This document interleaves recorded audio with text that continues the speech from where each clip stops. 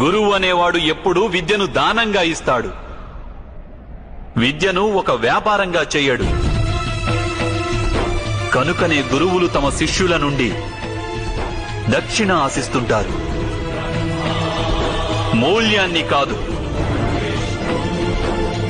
కానీ మీరు మీ అమూల్యమైన జ్ఞానానికి మూల్యాన్ని నిర్ణయించారు.